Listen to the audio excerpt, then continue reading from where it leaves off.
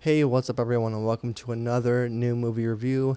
Now, if you're new here, my name is Sean. I do daily movie reviews here on the channel on YouTube, and they're also streaming in full over on both Spotify and, of course, Apple Podcasts. If you want those links for the individual movies, go in the descriptions for them. You can go over those and platforms and actually stream all the episodes as well. Now, today's video movie review, we're going to be doing a movie from the 90s, another 90s movie that I have been a fan of forever. It really kind of just changed my life in a weird way, but I'll go through all that later on, of course. Now, this will be for the movie called Twister, so not the new one, the original one that came out in the year 1996. Now, this movie has a stacked cast that were actually kind of somewhat, not, I don't say not well known, but they were not as famous as what they became after this film came out. The primary cast of the really primary, because it's like a team movie almost from like the storm tracking teams. Of course, it's Bill Paxton, Helen Hunt, the late Philip Seymour Hoffman, Jamie Gertz, and a few others as far as Cary Elwes, if I'm mispronouncing his name, Alan Ruck, Jeremy Davies, Louise Smith, and many, many, many more that are all fantastic in their own right. Again, this was kind of like a movie I feel like that really kind of launched or further launched into a bigger atmosphere for some of these actors and actresses just because of, just how massive it did. Now, this came out again in 1996, and it's got a runtime of 1 hour and 53 minutes. Now, to get into the actual review here, so this was and still is one of my favorite movies ever made because it came at a very, very interesting time, I feel like, in movie or films of release where it was pretty much where between when I would say a lot of big movie productions, to put it in the best, easiest way possible, a lot of big movie productions would have to shoot things more practically, which I still prefer, like Christopher Nolan style, where it's like you have to have as much realisticness and realism on screen. I mean, like there's not like CGI wasn't really a thing yet, and this time period of the late 90s and very early 2000s was the beginning of when I would say, I don't know if you even want to call it CGI, but special effects more back then kind of started to become more easier to make, and it looked better on screen. It wasn't perfect by any means, but what's crazy is that I feel like a lot of movies from the 90s and late 90s and early 2000s from this standpoint where they were,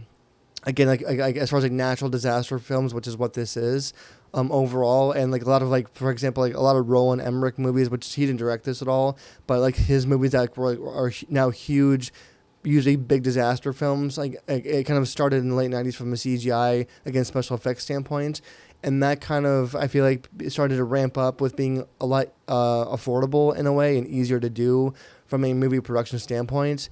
And I mean, you still had to have the actors really, essentially be freaking great at their job of acting, because I mean, they're not obviously going to chase real tornadoes in this movie. They're all CGI and special effects. So I feel like the sheer acting talent of, again, primarily Bill Paxton, Helen Hunt, and then their crews essentially, and Cary Elwes, like I can't say his name right, I'm sorry, but that their sheer acting talents of when they, again, see these storms and react to them and have probably just a bunch of wind being, like, fans blowing wind in their face and debris and that kind of thing. Like, I feel like just the sheer acting talent of doing that the way that they did it for this film made it much more credible and incredible, to put it simple, from that standpoint too, because again, I was only about, I think I was about 6 years old when this came out, and this movie blew me the frick away because of how, I mean, I wouldn't say I thought it was real real tornadoes or anything like that, but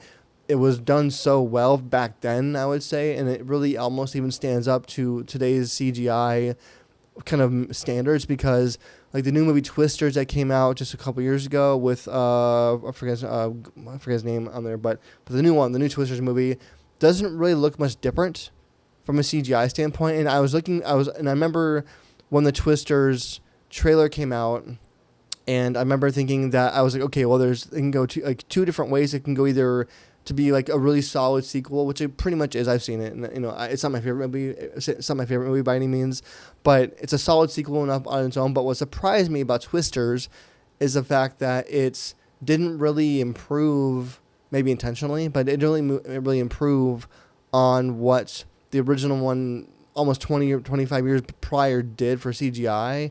And I've also noticed that as a trend for a lot of natural disaster movies lately, where a lot of these movies are kind of like unless it's like Marvel stuff or like Transformers even, I would even say just a lot of the, like the heavy green screen stuff is not looking much better than it did like 20 years ago. And I don't know why that is. I don't know if it's just that the budgets are just so inflated as far as like how much movies cost these days, like budget wise, or what the reason is for it all. I don't know what's if it's that kind of stuff, but it's just I just find it very interesting that a lot of CGI for movies lately, especially in 2025, is not any better than it was a long time ago when it first started to get more prominent in movies as well.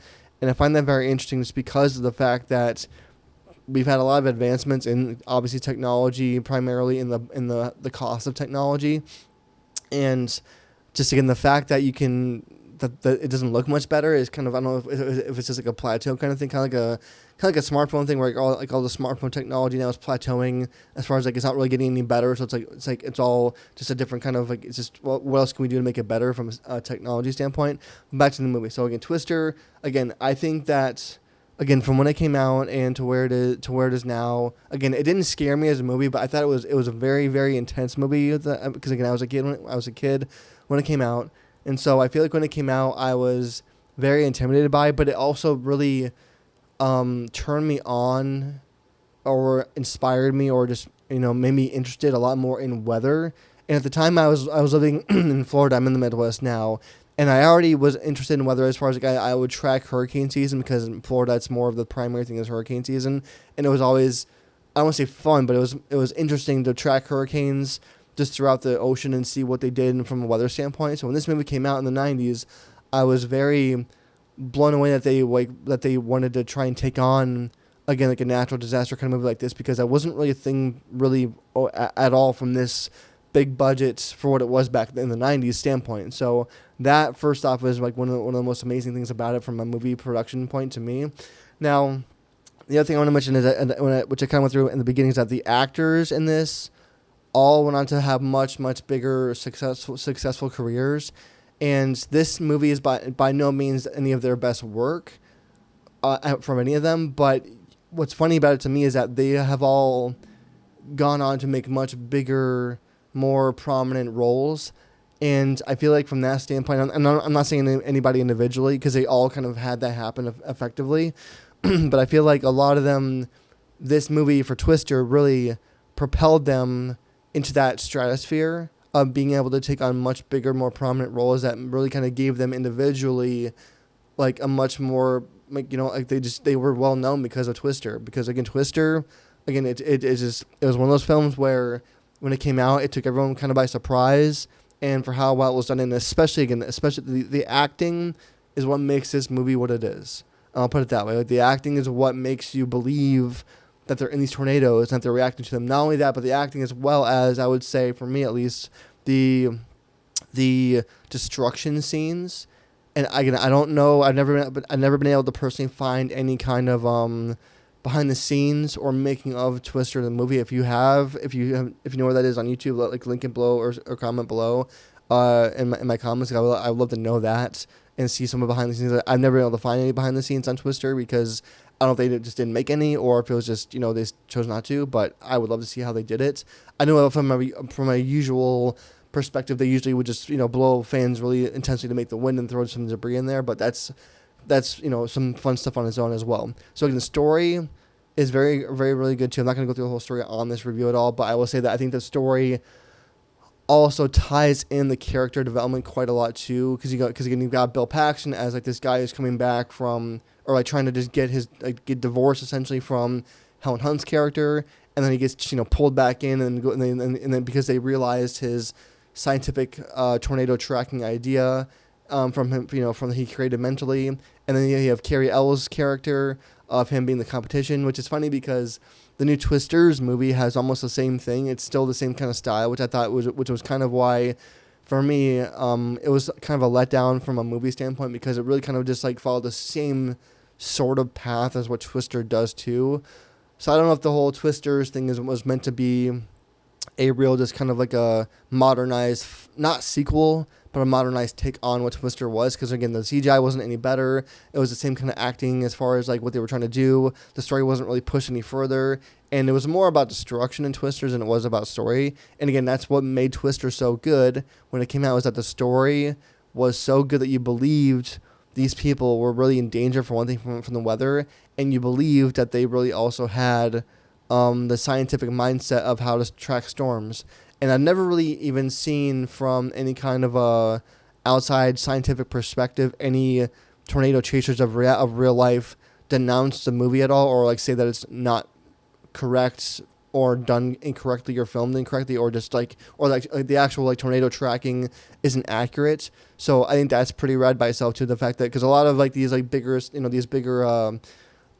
destruction movies sometimes will have some of the scientific community come out and be like, well, it's entertainment. What do you want to know? What's entertainment? It's not real. It's, there's always some Hollywood. And I didn't ever see, even now to this day, any kind of like scientific tornado chasers, like, I can come out the movie and be like, yeah, it's not real. It's it's a bad version of it, which they can do very, very easily. So that's kind of my take on that part of it overall.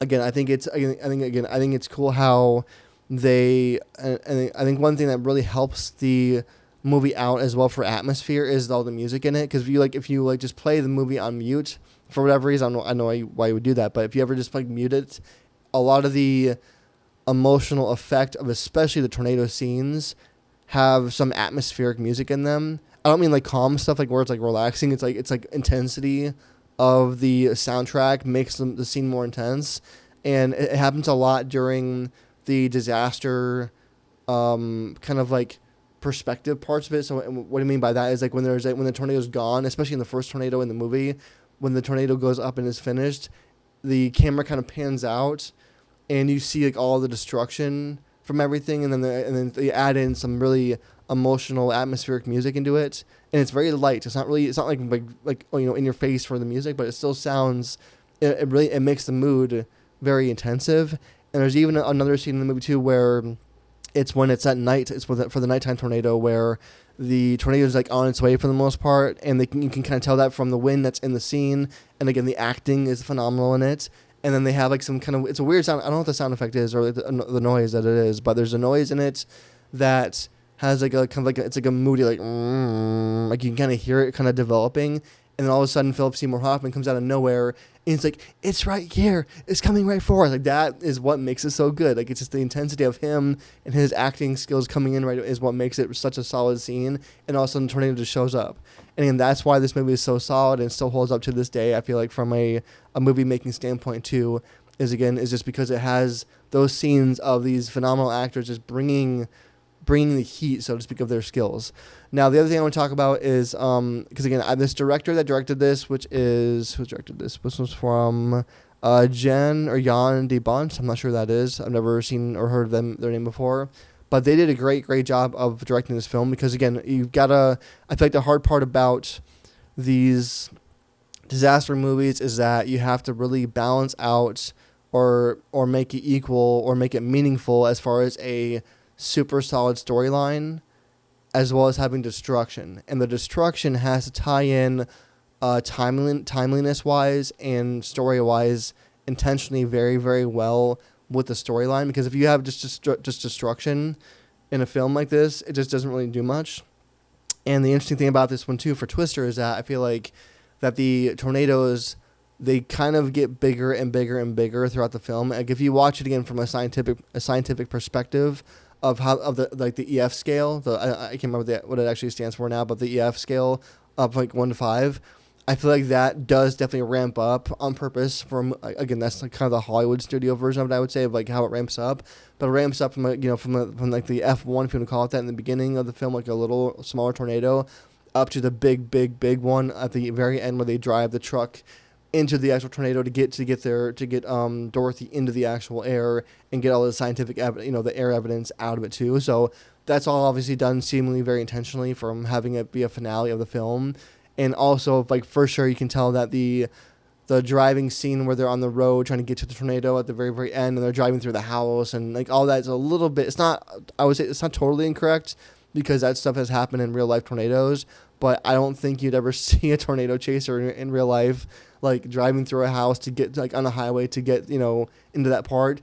But one of the coolest scenes of the movie for me overall is when they are out of the car, like they ditch the truck and it goes in a tornado and then all that, and then their tracking team is tracking all the tornadoes and like following all that stuff up.